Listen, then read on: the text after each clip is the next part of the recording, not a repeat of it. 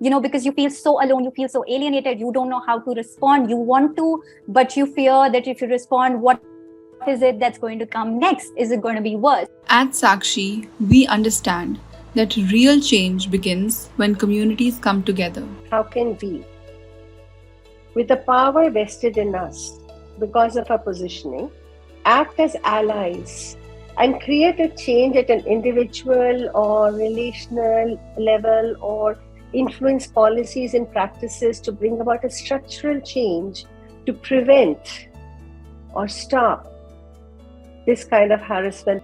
Collective action since 2020 has focused on building alliances and support systems that challenge gender-based violence and promote social justice. Amidst all this, there is hope, my friends. We hold the keys to make a change. And as an academician, I can say education is our superpower. Right? Like, we want to protect our children, but children also want to express themselves. And it's sometimes a double-edged sword. If you teach them well enough and you don't tell them how to protect, how to complain, how to raise a voice.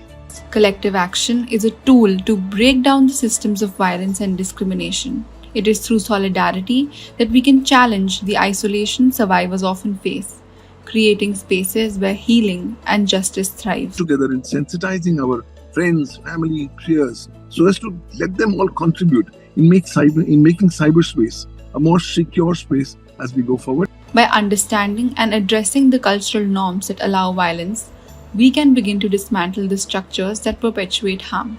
I focus on providing a response to individuals after they have faced the violence, but it's also important to focus on how people would not perpetrate the violence. We must build safe, accountable spaces where everyone is empowered to speak up and take part. In schools, it's really an important agenda to carry back to our workplace, is constant conversation with young people about the need to respect each other's.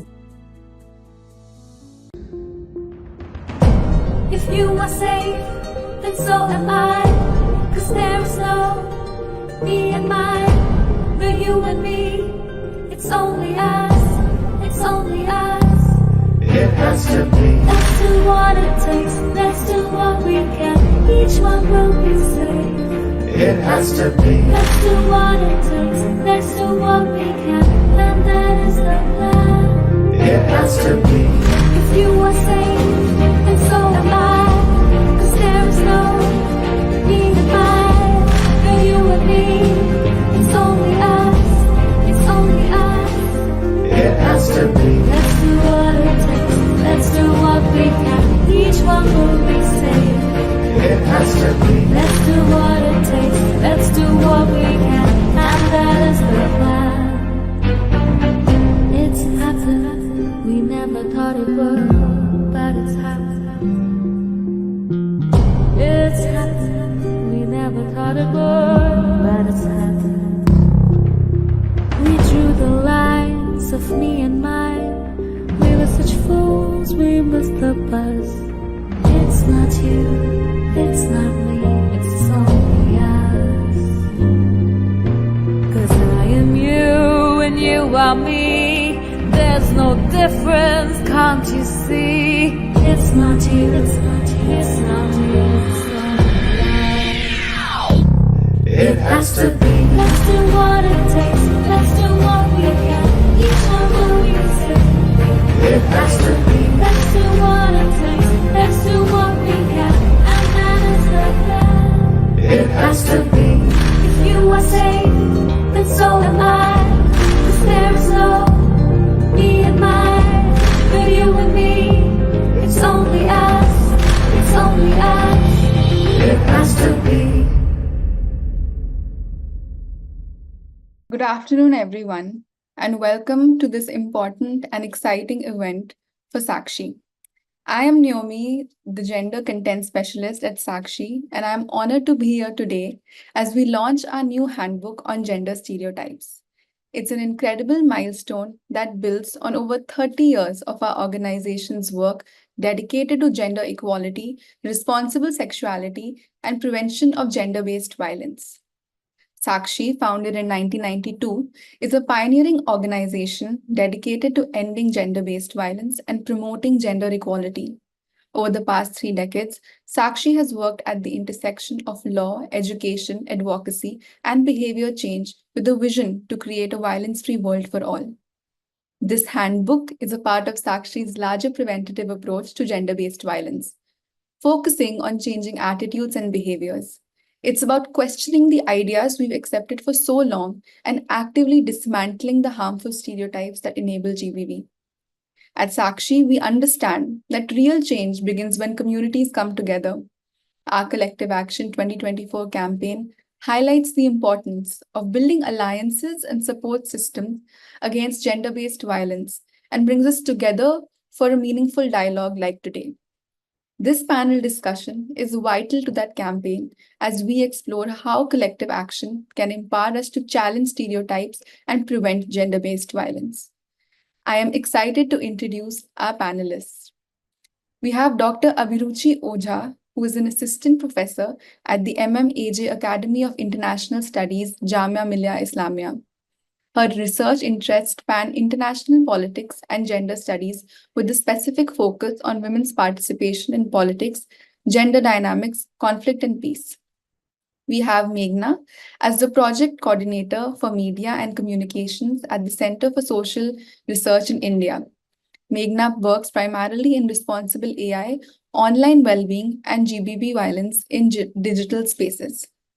We have Nainika Datta, my talented colleague and a dear friend at Sakshi, with a bachelor's and master's in sociology from Jadavpur University. She's a powerhouse of knowledge in feminist studies, focusing on caste, gender, and sexuality. Sunandita Banerjee is our dynamic gender and policy consultant at DAY NRLM, with an expertise in gender policy and rural development. We have Shreya Sharma, who is a powerhouse in the media landscape.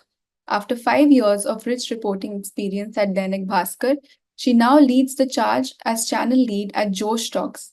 She manages a channel with boasting over 10 million subscribers.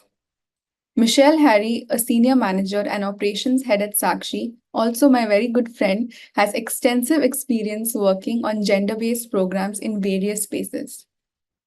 Vaishali Ramesh, senior manager of Sakshi's Dakshin project with an MSc in forensic psychology, has a vast experience working on sexual and violent behavior, both in India and internationally.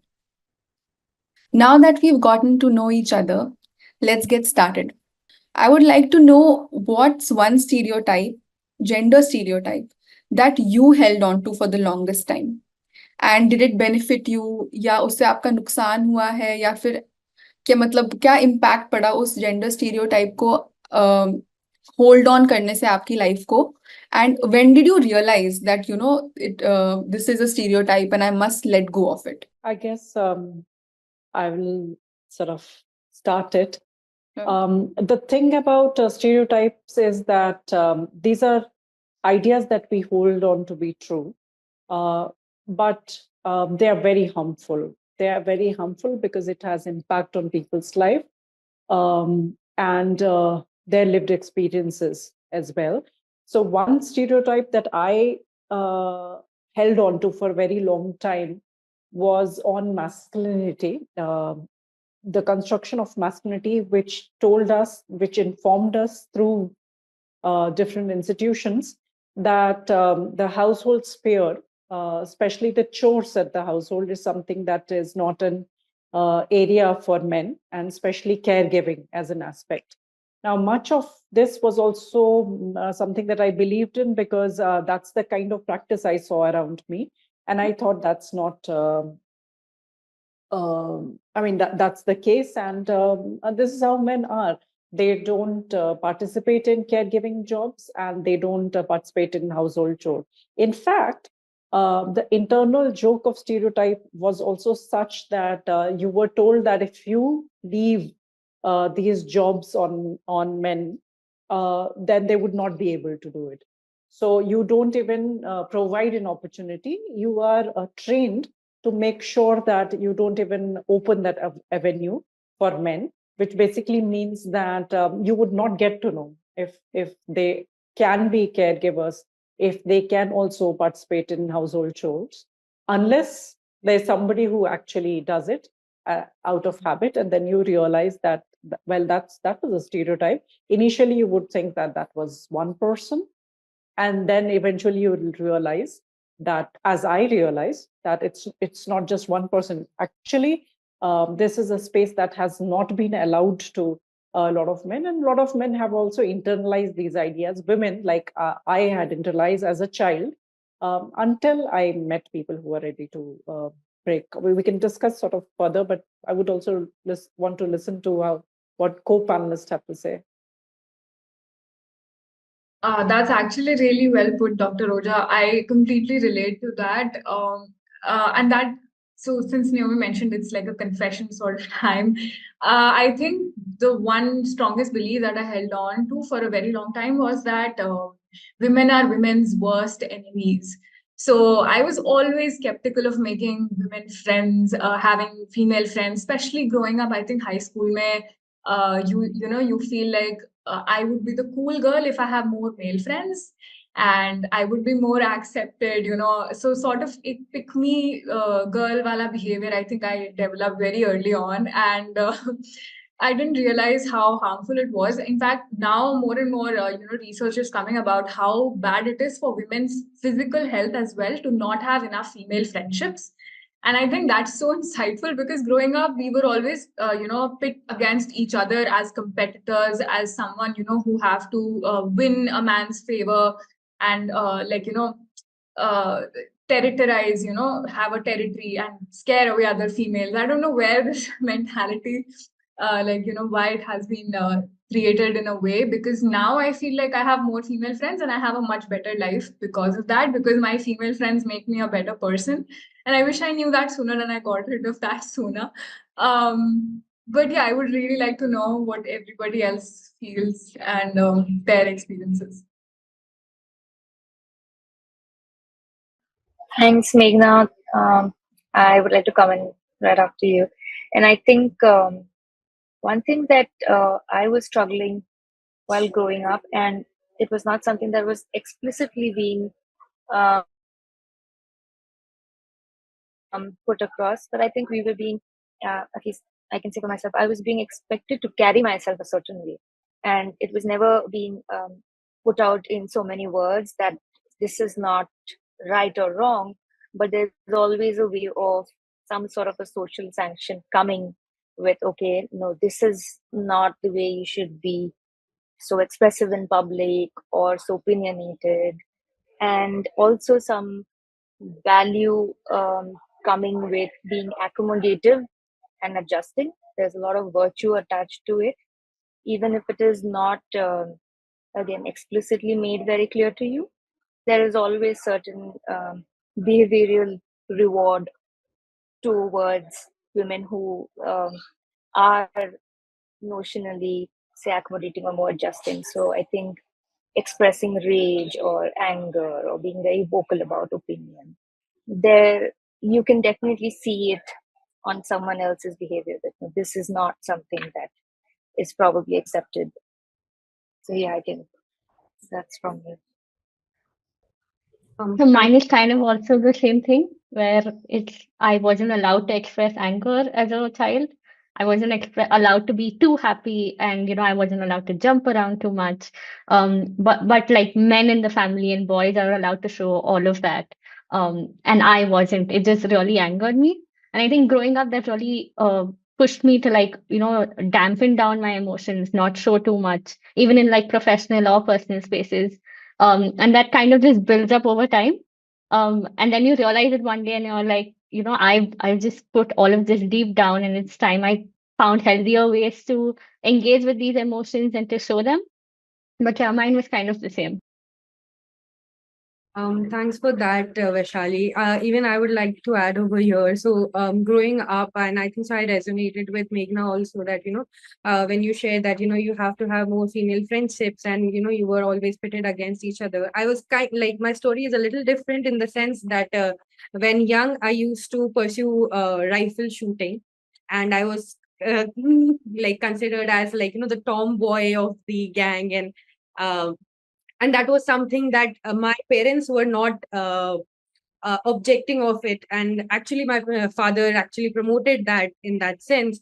But people around, like, you have your relatives, you have your inner circle, you have your friends and everyone, and then they used to, like, not directly to me, but I heard conversations with my parents as to why you are letting her do that.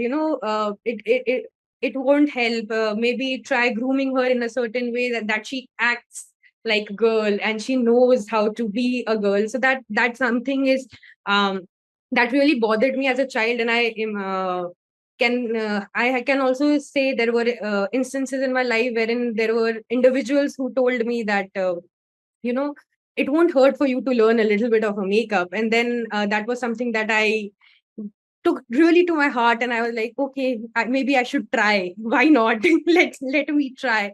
And I tried. I failed terribly at that, but I tried. And then it was only very late, I think, in my life, that now I've started making peace with it. It's like, it's who I am. If I like rifle shooting, that's who I am. And if even if I'm bad at makeup, maybe that's also who I am. So I think so trying to become who you are and own what you are is something I am working towards. But yes, there are these gender stereotypes that come in your life when you least think about them, and you don't know what is swinging you there. Yeah, so I like to park my conversation. Hello everyone, मैं इसमें एक point add करना चाहूँगी। उससे पहले बहुत शुक्रिया पूरी टीम का कि हम इस पैनल डिस्कशन पे एक साथ ये चर्चाएँ कर रहे हैं। और सबसे ख़ास बात ये है कि ये जो स्टीरियोटाइप्स हैं, सब इतने ज़्यादा कनेक्टेड हैं कि हम एक-दूसरे से इतना ज़्यादा रिलेट कर पा रहे हैं। सो इट्स समथिंग कि हमें सच में इस पे सोचना चाहिए। मैंने जो सबसे ज़्यादा फेस किया, उस वक़्त मुझे पता भी नहीं था कि ये स्टीरियोटाइप है और ये कुछ गलत है और ये हो रहा है। तो सबसे बड़ी दिक्कत जो मुझे लगती है वो ये थी कि हमारे पास चॉइसेस नहीं होते थे as a girl. I come from Bihar, Jharkhand के एक बहुत छोटे से शहर से। तो चॉइसेस क्या होता है, ये टर्म क्या होता है, ये भी नहीं पता था। और आप ज़ोर से हँस नहीं सकते। जैसे आप कहोगे कि ये बहुत कॉमन सी चीज़ है, बट यही है कि आप बहुत ज़ोर से हँस नहीं सकते क्योंकि लड़कियाँ नहीं हँसती। आप सर्टेन वे में बैठ सकते हो, आपके पैर ऐसे स्प्रेड नहीं होने चाहिए। तो वहाँ से मुझे समझ आने लगा कि अच्छा, मैं कुछ डिफरेंट हूँ क्या? भाई अगर ऐसे बैठ सकता है तो मैं क्यों नहीं बैठ सकती? इ एंड जैसे मैम ने स्टोरी अभी बताई कि हाउस होल्ड वाले काम, तो I lived in a joint family. तो मेरी मम्मी की तबीयत बहुत ज़्यादा जब खराब होती थी, तो पापा कुछ काम करते थे और वो छुप के काम करते थे। हम लोग बहुत छोटे थे। वो चीज़ें आज भी लाइक ज़हन में हैं। वो छुप के काम इसलिए करते थे ताकि बाकी की जो महिलाएँ हैं घर की, वो ना देखें, और वो देखेंगी तो बहुत बड़ी बात हो जाएगी। तो वो चीज़ वहाँ से देखनी शुरू हुई और समझ आना शुरू हुआ कि इसको ऐसा माना जाता है और इसे बदलना, मतलब इसे बदलना कितना ज़्यादा ज़रूरी है। बहुत सही कहा श्रेया आपने। एक्चुअली ये तो I feel it is more conversational if I share more instances, and this I why I speak about it today is कि ये आज जो आपने बात बोली, ये जस्ट आज सुबह मेरे साथ हुई कि मैं मेरे कजिन के घर पे गई हुई थी। तो वहाँ पे दादी जी हैं, और दादी जी, मैं थोड़ा ऊंची आवाज में बात करती हूँ या अपने हाथों से ज्यादा बात करती हूँ, एक्साइटेड ज्यादा हो जाती हूँ, if you would use that term. तो जब मैं बात करती हूँ तो मैं बात कर रही थी, और बीच में थोड़ा जब शांत हुआ माहौल, तो एकदम से दादी जी बोल पड़ी कि लड़कियों को ना वैसे थोड़ा धीरे बोलना चाहिए, लड़कियों को इतना उछल कूद नहीं करनी चाहिए। एंड उस टाइम पे मुझे थोड़ा अजीब लगा कि अभी भी ये नोशंस चल रहे हैं, अभी भी यही बोला जा रहा है, यही समझा जा रहा है कि लड़कियां हैं तो चुप रहें, लड़कियां हैं तो एक लहजा होता है, उसी लहजे में बात करें। आप ज्यादा खेल कूद नहीं कर सकते। I think so lot of panelist have been speaking about it. So we have over our conditioning, over the course that we are living our lives and we continue to live our life, these stereotypes keep on reinforcing themselves, maybe not through our experiences within the family, even outside, but yes, these are some things that we should address. But yes, they happen. And yeah, thank you for that. Thank you for sharing.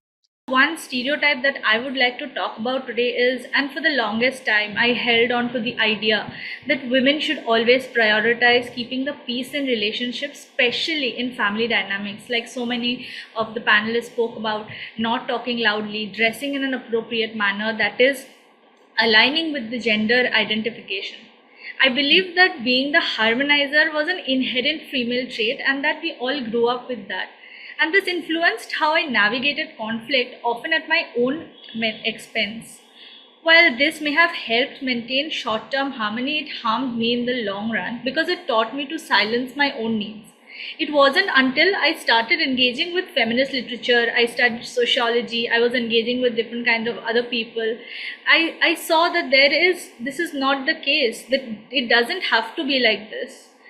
And had a deeper conversation about emotional labor, that how women are expected to invest more emotional labor in their relationships, while men can, get away doing the bare minimum.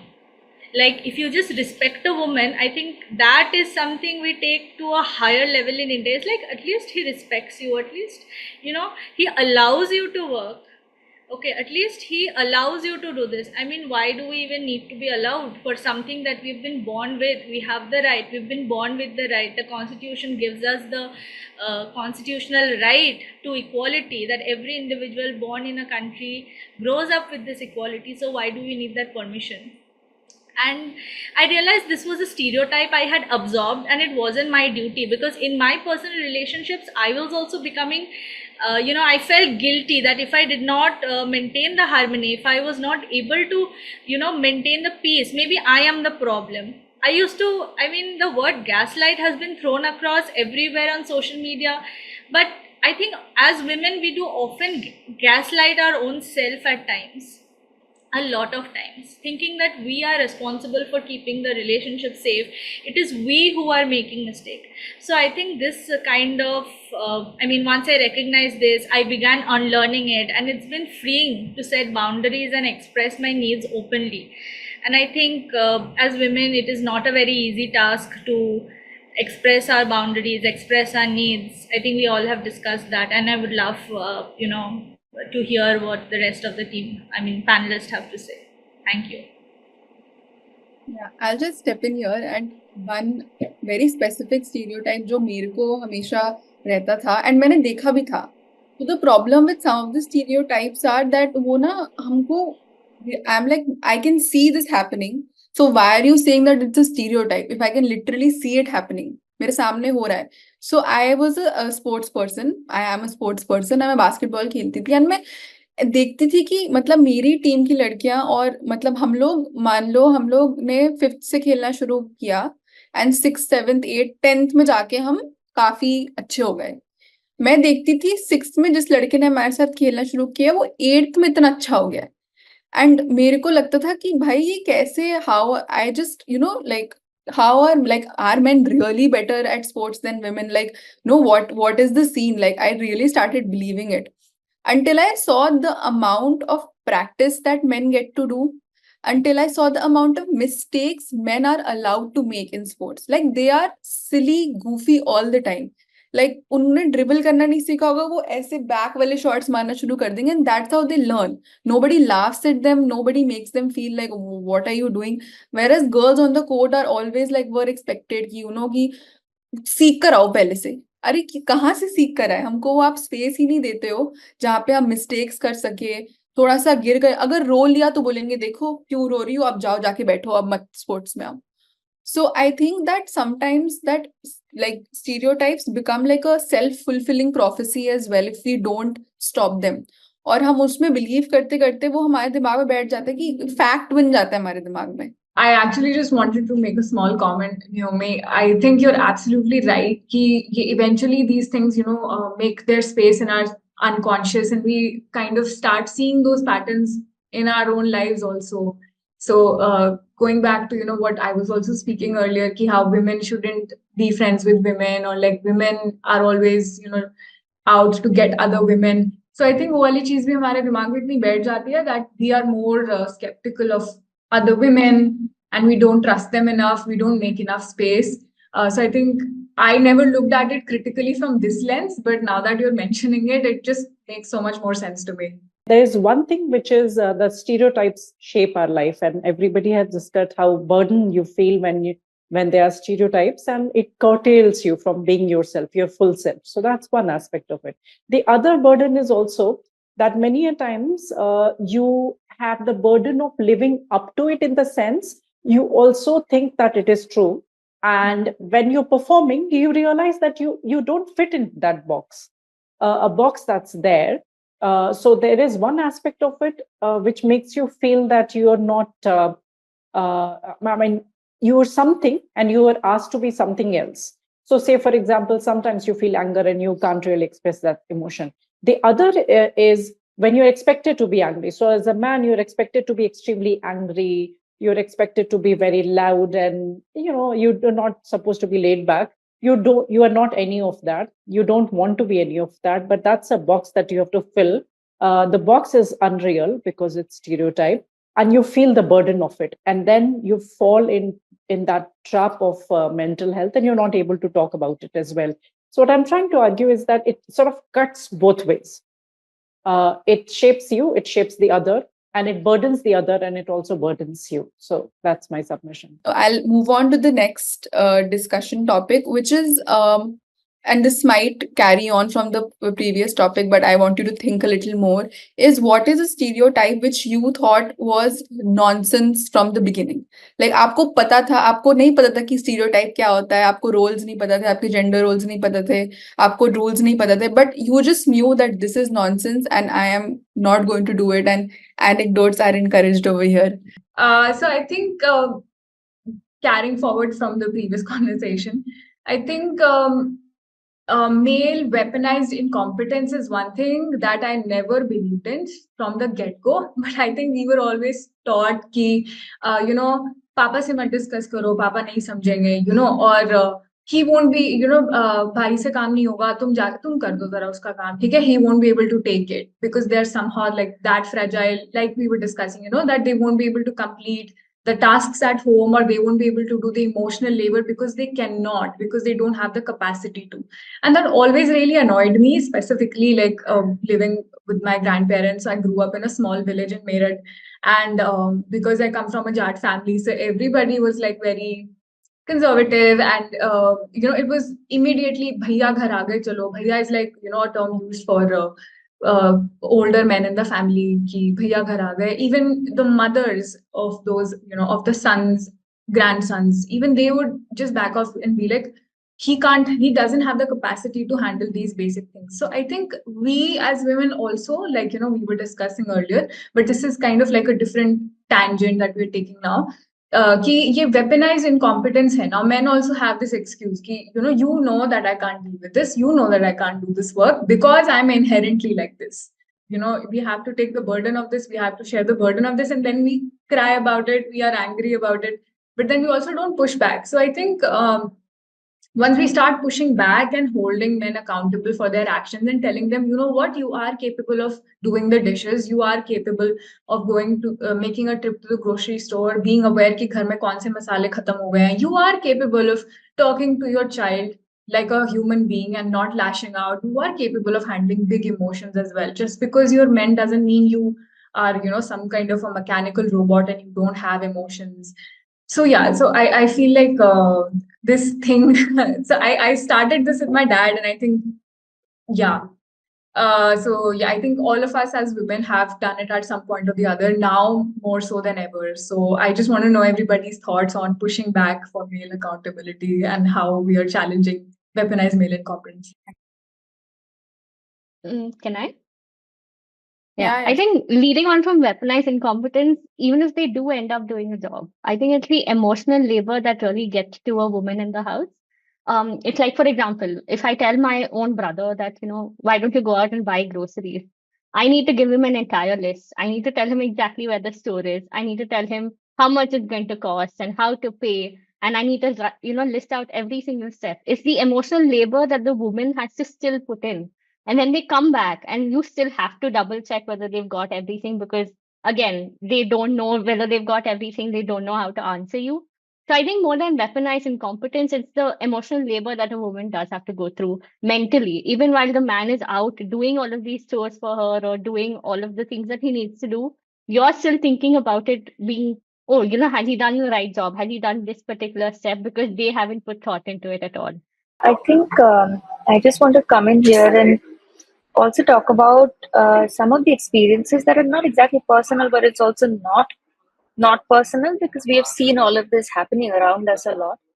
And I think I was also having a conversation yesterday. I was trying to ask my partner what are his experiences of going through gender stereotype, and then he said something that was very simple. And he mentioned that uh, while he was growing up, he realized that the boys would get more beaten up to be schooled by the parents.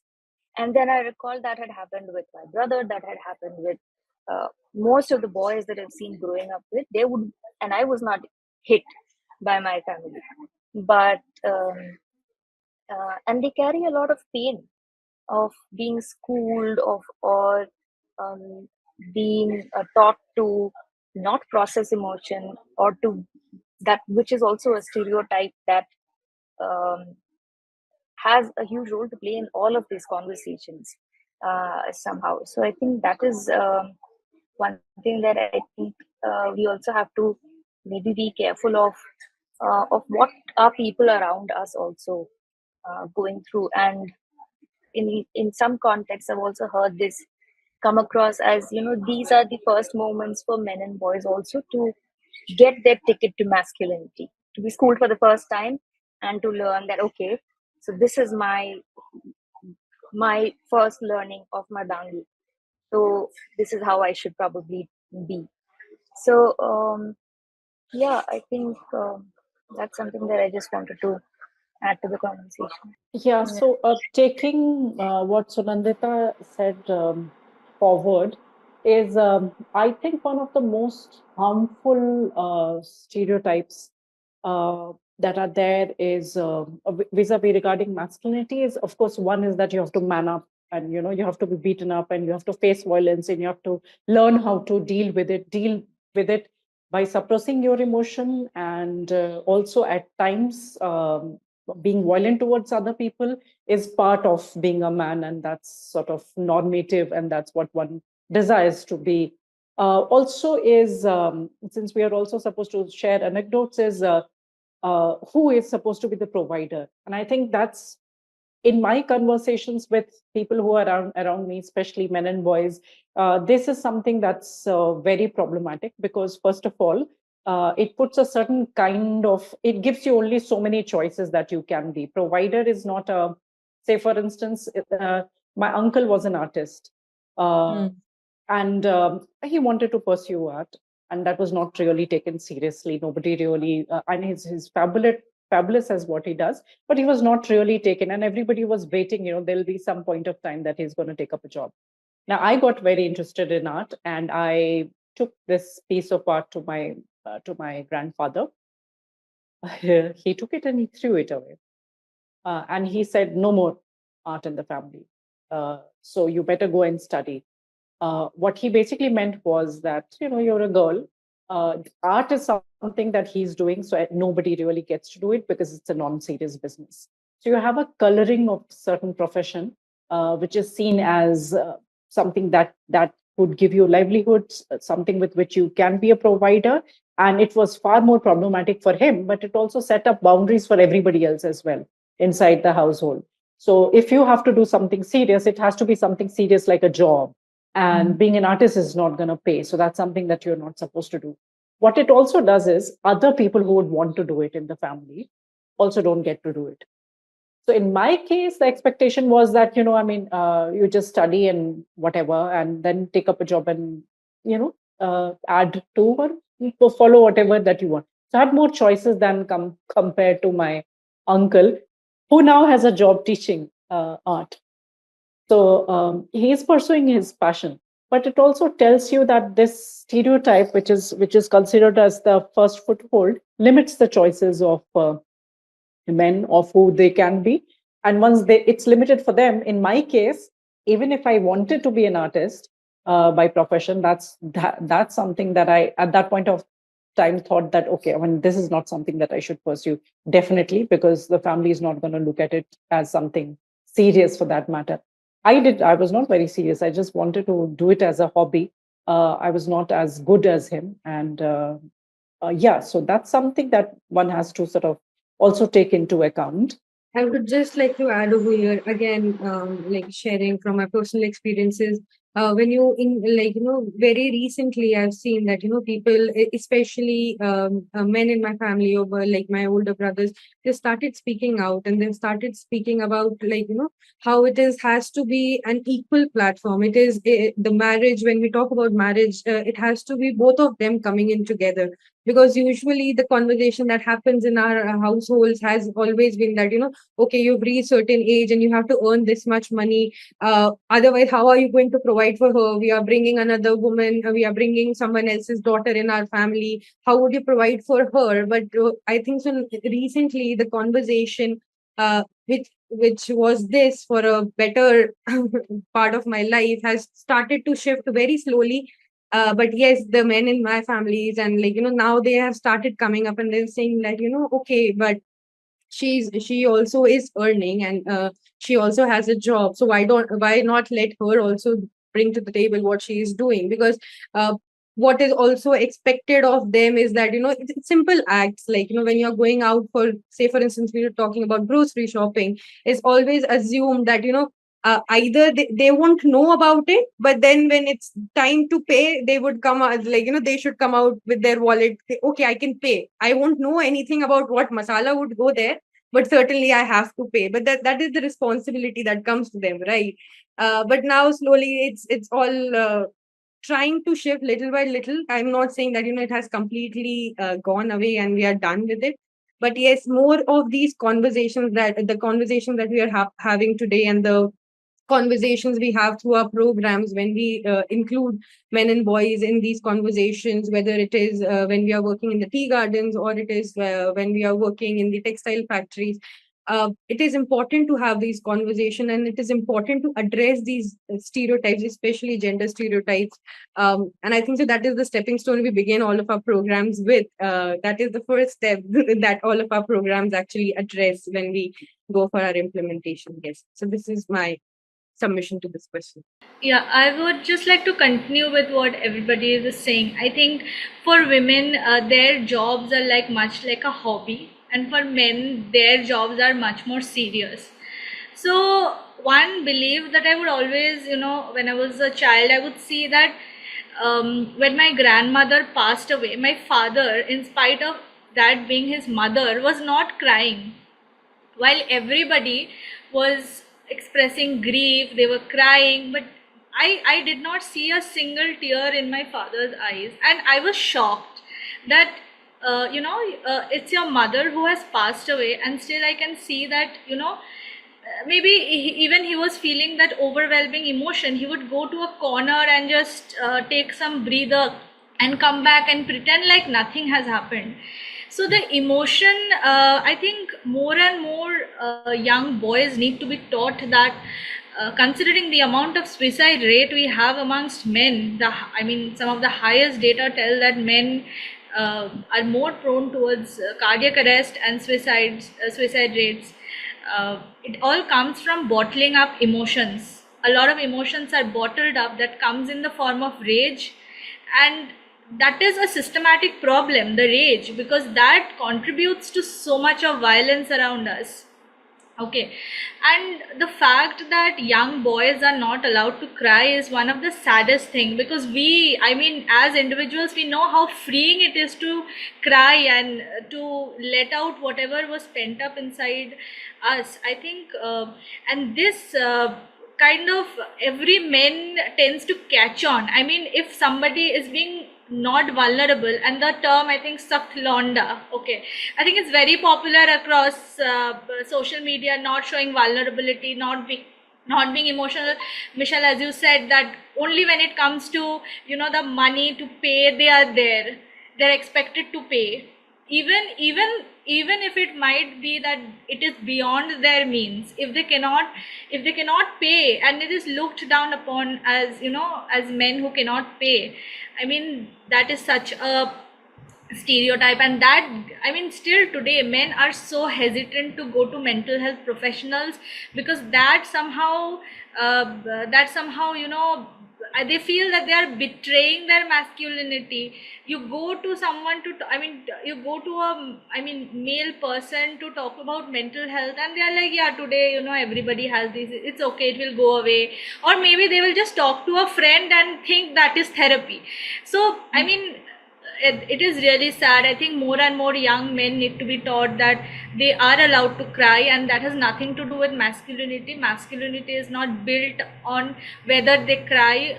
I mean, it affects their life span of life gets shorter if they are not able to cry, because they are not able to express. So I think we should absolutely encourage men to cry, men around us, men as friends, men in our interpersonal lives.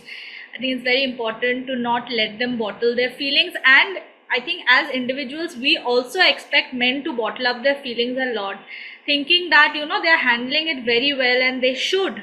So I think that kind of gender expectation is very harmful.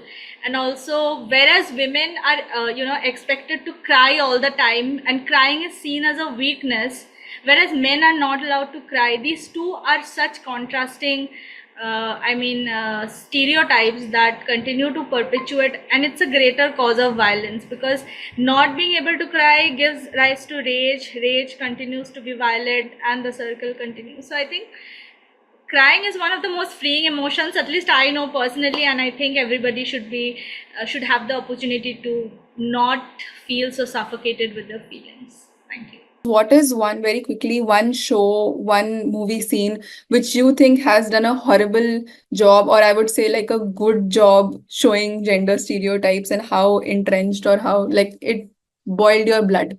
So very quickly, I'll start with Nanika. There are so many actually, because the movie industry is actually obsessed with portraying women as items. You know, like someday we are bottles of Coke, someday we are bottles of alcohol, and then we see this type of stereotyping happening around. I think for me, the recent film Animal, I think I didn't even go to watch, but there are so many people who have written so many amazing feminists have written about it, that I was forced to read the review, but I did not want to go and see. This is one. And the other is, I think the director Love Ranjan and all his movies have this kind of stereotype which shows that the girl has to be very cool. She's not bothered with anything what her partner is doing. She has to be, I mean, someone has, I think, Meghna, it was you who spoke about the pick me attitude, right? So I think that kind of films by Bollywood directors actually perpetuate so much of enmity between women who are portrayed as, like, you know, you have to be this cool, and cool means aligning with men's interest and men's likes, and then only it becomes validated. Right, so I think these movies are really harmful in how they perpetuate stereotypes, especially to the young generation. Yeah. Wow, Nanika, thanks for bringing that up.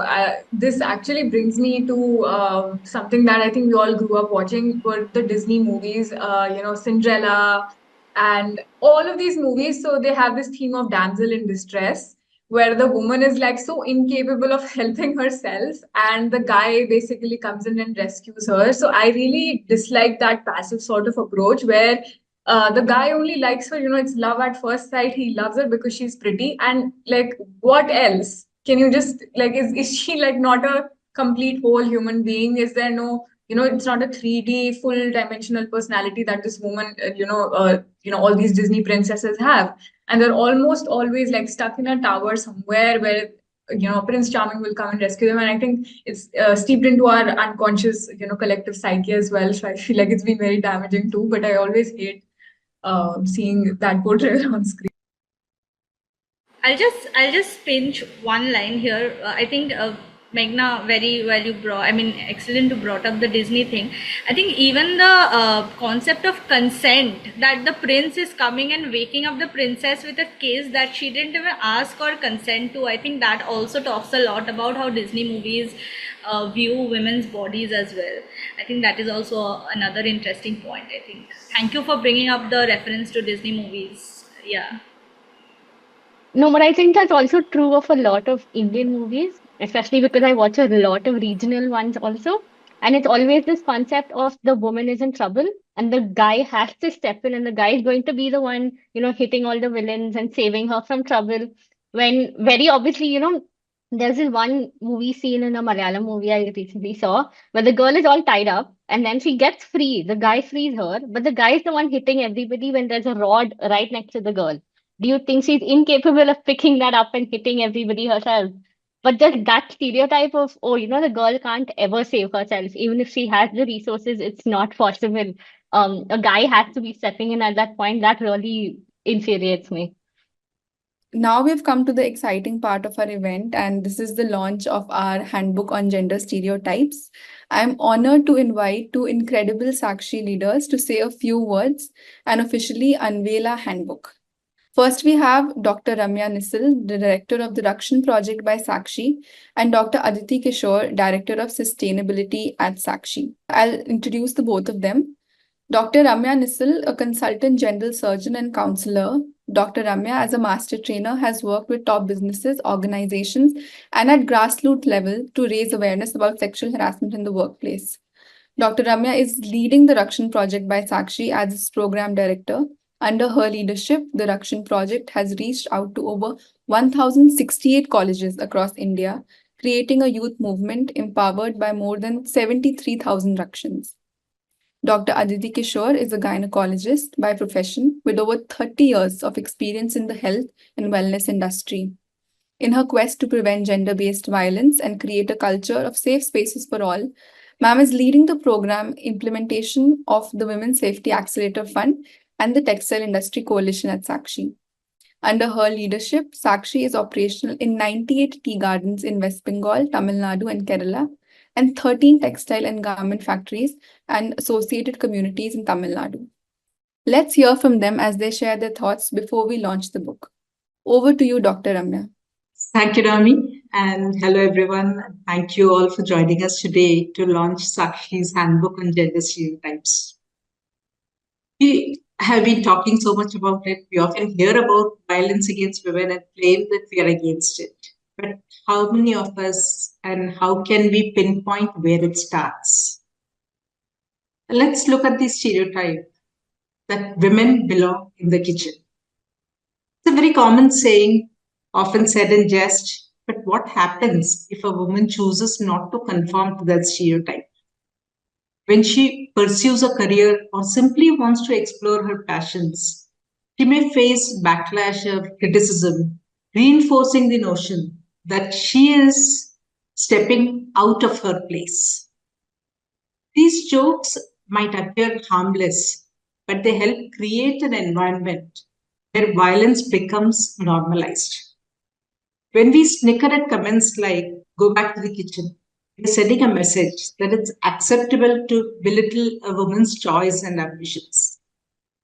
That is why this handbook is designed to help us recognize these everyday stereotypes and understand their impact.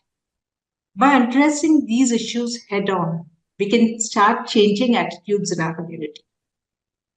The goal is to create a space where everyone feels safe and respected, free from the threat of gender-based violence. And I hope this handbook sparks conversation and inspires action. Together, we can challenge these stereotypes and build a better future for all. Thank you so much once again.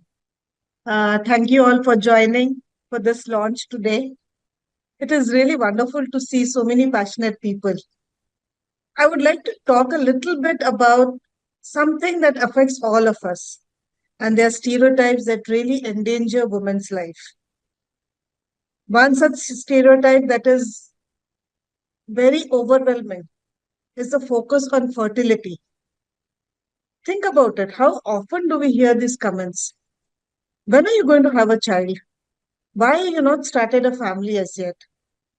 It seems harmless in the beginning, but these questions come with lot of baggage. When a society measures a woman's worth on her ability to bear children, it puts so much of pressure on her, pressure that leads to consequences. Women struggle with infertility or choose not to have children, often face a stigma of isolation and judgment. The stigma can create a toxic environment, and the women feel that they have to conform to this role. And sometimes then they put their health and well being at risk with all the infertility treatment that goes on.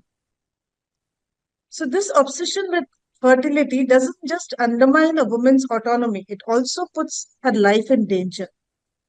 In some cases, the pressure leads to unsafe practices and decisions, especially when women feel they have no choice but to pursue pregnancy at all cost.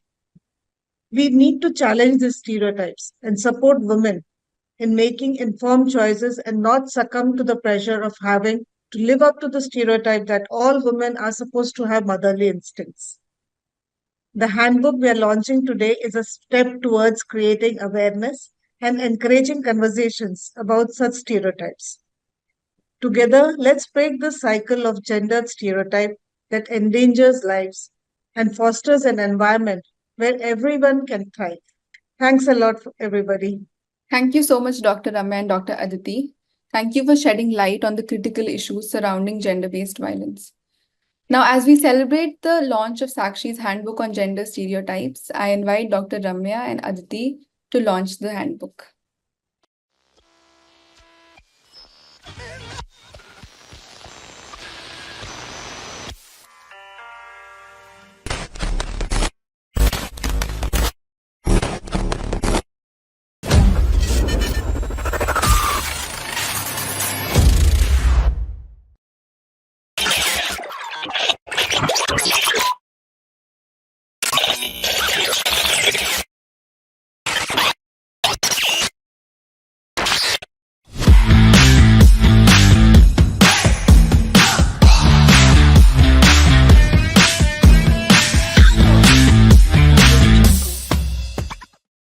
Thank you so much. And I'm really excited to share the launch of our new handbook, Swipe Left, Reject Gender Stereotypes. Now, you might be wondering what's the deal with swiping? So I'll just give you a little bit of context. In the world of dating apps, when a profile comes up, swiping right means you're interested, and swiping left means you're rejecting it. So, what we want to do today is to encourage you to swipe left on gender stereotypes. That means rejecting those harmful ideas that limit us all and lead to gender based violence. This handbook is a resource aimed at dismantling these stereotypes that often contribute to gender based violence. They seem harmless, but they continue to impact our societies. They shape perceptions, restrict possibilities, and perpetuate violence in subtle yet powerful ways. All right. So now we are going to move on to back to our panelists, where I'm going to ask each one of you to please give your closing remarks. I would like to thank you all for giving your opinion on all the questions that we had and having such a good conversation. I would like Dr. Abhiruchi to please give her closing remarks. Since I work in an academic institution, one of the things that we face on regular basis is normalization of anger or threat of violence as a valid expression of masculinity. So my concern, my submission to the gathering over here, very well-informed gathering, would be if there's a possibility of having conversations with people who don't agree with us, who do not see the world the way we see, and who legitimize gender stereotypes, and to have conversations with them, to engage them, because it's easier to talk to people who agree with you. It's easier to talk to people who are in line with you, who are going to say yes to you, to whatever that you are saying. It's far more difficult to talk to the people who are on the other side, who are providing legitimacy to gender biases. And they are the people that we see around us. And my call to everybody here would be to move little away from comfort zones and to have these conversations.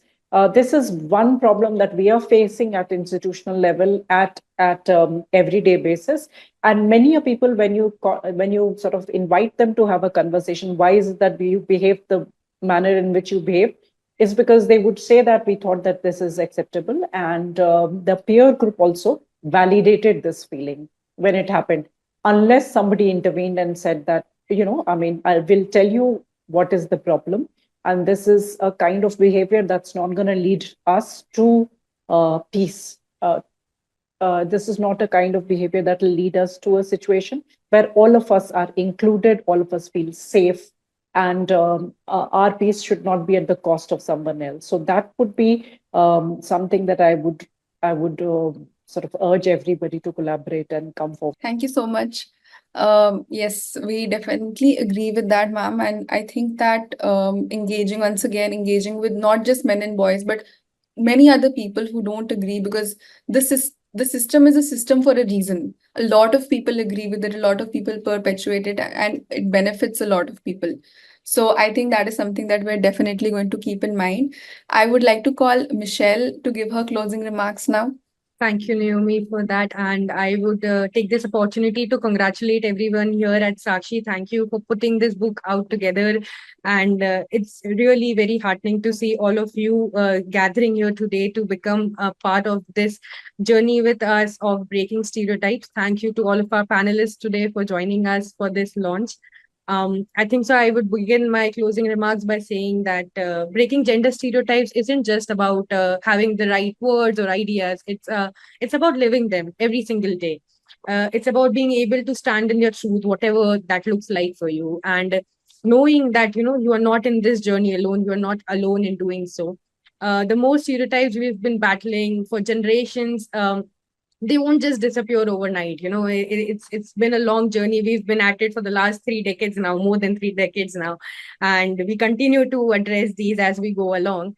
But the more we call out, the more we create safe spaces for people, more platforms as we have created here today, the more we give the space for people to be their authentic selves. I think so that is the way forward. And as we celebrate the book today over here, the handbook on gender stereotypes, I want to leave you with this. The next time you encounter a gender stereotype, whether it's in your personal life, whether it is at work, whether it is just in passing, take a moment, pause, reflect, and then swipe left. We all have the power to reject the roles that the society tries to impose on us, and make space for new and inclusive narratives. And yes, because in this game of life, the only green flag is letting people be who they are. So yeah, I would like to end here. Thank you, everyone. Thank you. Thank you so much, Michelle. I would like to call Meghna to give her closing remarks now. Thank you so much, Naomi, and to Team Sakshi for putting together this wonderful event. I think I took a lot back to think on, and I learned a lot from everybody who's been in the audience and the panels, as well. As someone who works primarily on gender-based violence in digital spaces, I feel like we are at a crossroad in history where we are seeing the impacts of gender-based violence. That's not confined. The effects of it are not confined to the physical space as well. Digital spaces are a large extension of our lives now, and we're slowly realizing how both are sort of feeding into each other, whatever is created in digital spaces. And we see that with influencers, with women politicians, with journalists, how each one of us who's trying to speak up against any kind of dominant ideology is facing that sort of backlash, has to sort of walk around on eggshells, be very careful and selective about the words we use in the way we express. And like Michelle spoke about, that I think the biggest need of any human being is to be authentic in their self-expression, to have that space, and to also create that space for other people around us. So I think with the gender-based violence, we've realized that the harms are always going to be constantly pit against, in terms of, so basically what I'm trying to say is that we need to bring more intersectional debates into this. We need to make more space. And we have seen how these conversations have been going on with the Me Too movement. They were, largely the digital spaces have contributed in making these discourses more mainstream, because even if we don't have direct access to these conversations through these forums such as here, we can at least access these debates when we're scrolling online. So I think we have seen how both of these things feed into each other, the physical and digital spaces. So I think my closing remarks would be just this, that I think when we are looking at the future, we need to consider both these spaces. Our activism should not be limited only to, an armchair intellectual sort of stuff, which where we just talk about this online in a silo, in isolation, and just not, act unbothered in public spaces. I think we need to do both together, because both are necessary.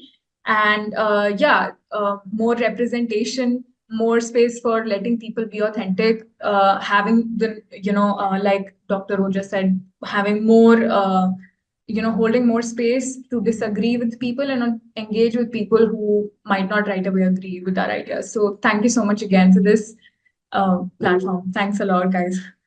Thank you. Thank you so much, Meghna. I would like to invite Nerika now to give her closing remarks. Thank you everyone for the rich and insightful discussion today.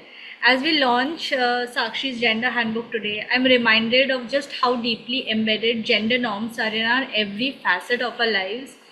I mean, gender was always there, stereotypes were always there, and patriarchy, it constantly finds new ways to assert itself, whether through modernized stereotypes or the subtle pressures we face in our personal and professional lives. I mean, patriarchy adapts to itself, and it finds new ways in expressing in the society. I think I heard some of the amazing panelists talk about so many different aspects of stereotypes, breaking gender norms. I think in a world that always tells us about, that there is always a better person next. I mean, we are always on these dating apps where there is the grass is always greener on the other side. And we tend to judge people by their just a profile picture or just a few pictures, I think. And primarily dating apps being heterosexual in nature causes these types of online, the stereotypes that we hold towards people through online. These are very harmful. But I feel that the fact that we are having this conversation, the fact that we are talking about it, the fact that we are recognizing it, I mean, the first step towards any kind of prevention is the recognition of any form of gender-based violence or any stereotypes, because violence is the ultimate, but it starts off in a very subtle manner that if we don't recognize those, I think these harmful stereotypes keep on perpetuating in everyday nuances, and until it becomes and goes to a larger aspect. I learned so many amazing things today from this entire session, and I think that together, if we work towards recognizing and calling out behaviors that actually perpetuate such kind of mindset, I think we would and also not just call out and just rest, but also find a way where we can reach to an alternative and make our way work around it, so that it's not that people who are perpetuating it are left in isolation, but they also take some meaningful action from there and they learn. What I always talk to my friends about is that, okay, if you did not know, that's fine, but now that you are knowing it, try doing better. Yeah, I think we all have practiced some form of patriarchy in our lives, and I think we should forgive ourselves for it because we did not know better. Now that we do, and now that we are having the conversation, I think it is very important for us to take. It does not make us a bad human being thinking, oh, I did this 5 years ago, but now that we are here, we have to do better. We have to do better for the next generation. We have to do better for ourselves as well as everybody around us. So thank you. I would like to end with that. Thank you so much, Nerika. I think that's such a great call to action, that now that we know, we must do better. So with that, I would like to invite Sunandita to please give her closing remarks. Thank you, Naomi, and thank you to Team Sakshi for organizing this. I think no amount of such conversations can ever be less. So we need to keep doing this on a regular basis, I think, and have scope for critical reflection. But few things that I think that uh, we might need to be careful of while we are looking at pathways of addressing this. And in that, I think the first thing is if we create spaces, and I think all that everyone before me was trying to share is that we need to create safe spaces for people on both sides to share what impact does these things have on a personal basis. And I think that opens up a lot of space for dialogue of what it actually did to me, and then having a scope for the other person to also reflect. Also, it's important for everyone to find these spaces where it's not only important to highlight what is not to be done, but there is also scope for positive affirmation that okay, this is what uh, should be celebrated. This kind of behavior should also be recognized, and there should be social sanction, because I think all these stereotypes that we're talking about, whether in films, whether in advertisement or any kind of social behavior, it comes from it is happening because there's social sanction. So we also have to create other ways of recognizing and celebrating positive behavior, and celebrating champions who are doing that. Next is I think there has to be more and more spaces simplifying these concepts to take it to everybody. I Because I am placed at an RLM and we're working with rural communities, and it is a constant struggle for us to, from a practitioner's perspective, how to take concepts and ideas to the ground. And I don't even know if we always have the right language to take these conversations to regional contexts. So, what does all these things mean in Hindi, or in Bengali, or in a local language? And to the extent that we have taken English words to trainings and into uh, platforms where there is space for reflection. So simplifying concepts is the other thing. And also, how do we make these things part of your regular activity? And it is not just conversations through panels and where few people get to come in, but also how it broadens and welcomes the intersectionality that needs to be addressed into this, because experiences of gender stereotypes, the range, the spectrum will become very wide when we try to incorporate other people. And then the challenges or the bottlenecks that are to be that we are to be cautious of while finding mechanisms to take this then become very important. So maybe widening the canvas of also the conversation and who we are including and how we can make the spaces even more inclusive. So yeah, I think with all of that, I would like to end uh, my bit over here, and thank you once again for including me in this. Really enriching experience listening to everyone. Thank you once again. Thank you. Thank you so much, Anandita. Next up, we have Shreya Sharma. So hi. First of all आप लोगों को बहुत बधाई इस handbook के लिए, और बहुत शुक्रिया कि हमें इस पैनल में आपने एक साथ किया. क्लोजिंग रिमार्क्स या आखिरी बात अगर इस सेशन की या ऑनलाइन जो भी है उसको मैं कहूँ तो ये होगा, जो मेरा अनुभव रहा है जर्नलिज्म में या क्राइम रिपोर्ट करने में, तो उसके आधार पे मैं यही कहूँगी कि टोकना बहुत ज़रूरी है अगर जेंडर की बात आती है, या जेंडर से रिलेटेड वायलेंस की बात आती है, या किसी भी स्टेरियोटाइप की बात आती है. डेली बेसिस पे हर बात पे हमें टोकना पड़ेगा, हमें बोलना पड़ेगा, हमें छोटे छोटे विद्रोह करने पड़ेंगे, रेबल करना पड़ेगा.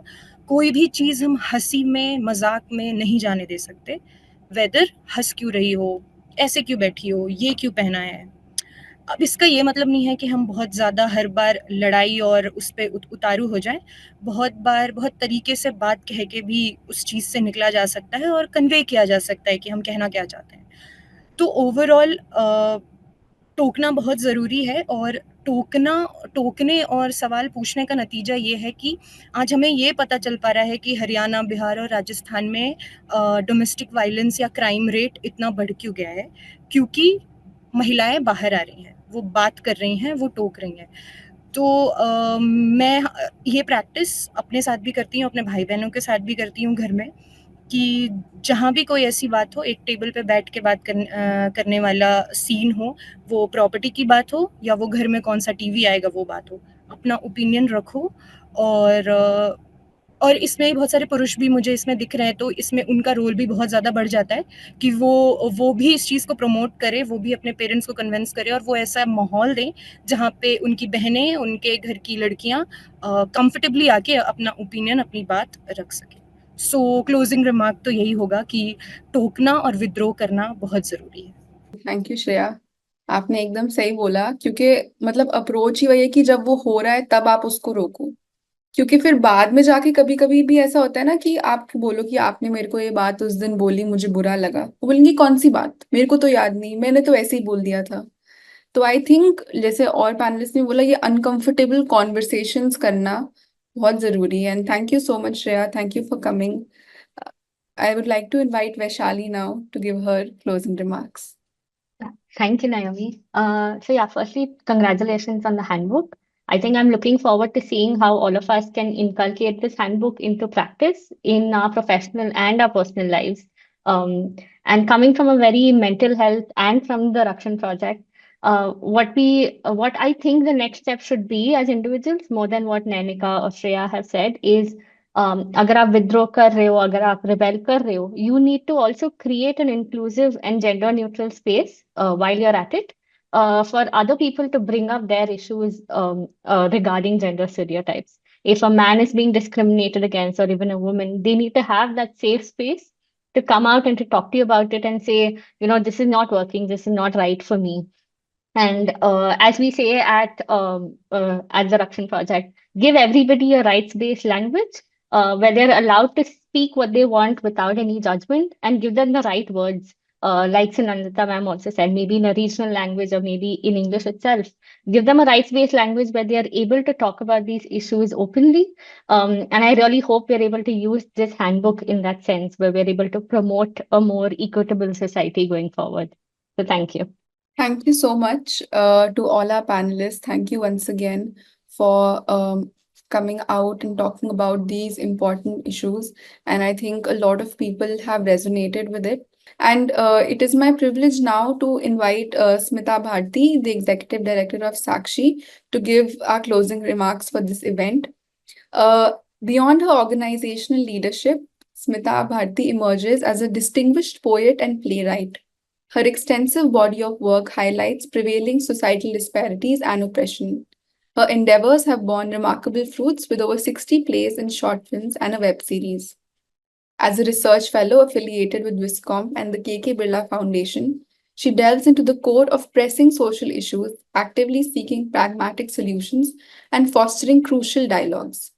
Living at the intersection of activism, arts, and advocacy, Smita Bharti's life purpose to interrupt the cycle of gender-based violence has compelled her to break silences and face towering challenges with resilience. Over to you, Smita ma'am. Thank you, Naomi. I always get overwhelmed with that introduction, but thank you everybody for being here today at the launch of this handbook. So we stand at a critical point. There are stories that we tell ourselves, stories that shape the world that we all live in every day. Every day we make choices, whether consciously or not, about ideas that we let pass unchecked. Gender stereotypes are some of the most insidious. They seem small, harmless even, but they are the foundation of much deeper harm, as we've seen time and again, and as all of you have been talking. They are the starting point for violence in all its forms. I have lived them, as many of us, and find myself still getting overwhelmed by some of them. It's constant, unending work every day. It can be tiring, but we can't get tired. No. At Sakshi, we believe in the power of catching violence early, long before it manifests in actions we can't take back. But let's be honest. It's easier to go along with the stereotypes that we've been fed, to accept the roles and ideas about identity that have been shaped by our society. But the fact is that stereotypes are rooted in the laziness of assumptions. They persist because challenging them takes effort, awareness, and most importantly, courage. But if you really want to change, that is the courage we need, because that's the work we all have to do. And in my understanding, that is why this handbook is so important. It's an invitation to consciously unlearn what we've been conditioned to believe and to do the hard work of questioning the narratives we've accepted for too long. It challenges each one of us to reject the idea that people are defined by these limiting boxes, whether it's based on gender, caste, class, ability, or any other identity. Because violence, whether in the form of harassment, abuse, or exclusion, starts with stereotypes. So let's commit to this journey together. Let's do the hard work of rejecting stereotypes and building a future that's more inclusive, more just, and where violence of any kind has no place. Thank you. Thank you, ma'am. And thank you all for being a part of today's event and for your engagement with the conversations we've had. The launch is a milestone for Sakshi and a call to action for each of us. We've talked about gender stereotypes and their impact on our lives, and now it's up to us to take what we've learned and apply it in our own spaces. So as ma'am said, the work doesn't end here. With this handbook, we have a resource to guide us in challenging the stereotypes we encounter. But it will take our continued effort to create lasting change. Let's keep questioning and let's keep swiping left. Thank you again for your time, your thoughts, and your commitment. Let's take this energy forward as we work towards a world where equality, respect, and safety are the norm for everyone. Have a great day, and let's stay connected as we continue this journey together.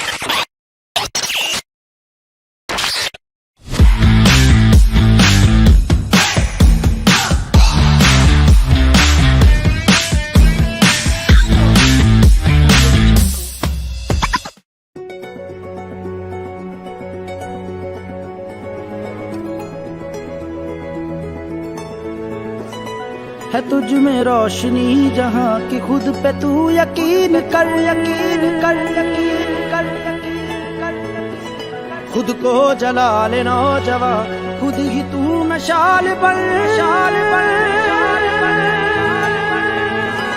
है तुझ में रोशनी जहाँ की खुद पे तू यकीन कर खुद को जला ले नौजवां खुद ही तू मशाल बन खुल रहे जो रास्ते वो सब है तेरे वास्ते दूसरों को राह दिखा दे खुद ही तू मिसाल बन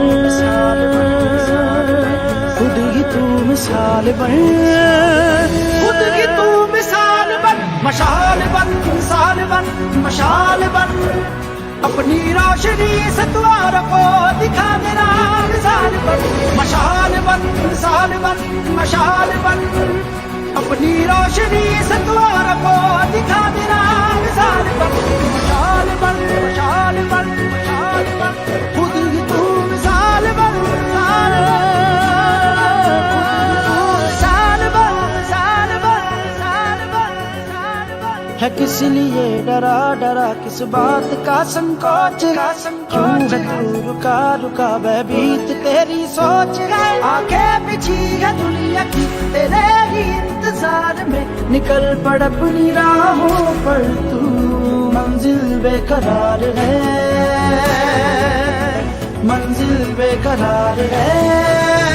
खुद की तू मिसाल बन, मशाल बन, मिसाल बन, मशाल बन, अपनी रोशनी से द्वार को दिखा देना, मिसाल बन, मशाल बन, मिसाल बन, मशाल बन, अपनी रोशनी से द्वार को दिखा देना, मिसाल बन, मशाल बन, मशाल बन, मशाल बन।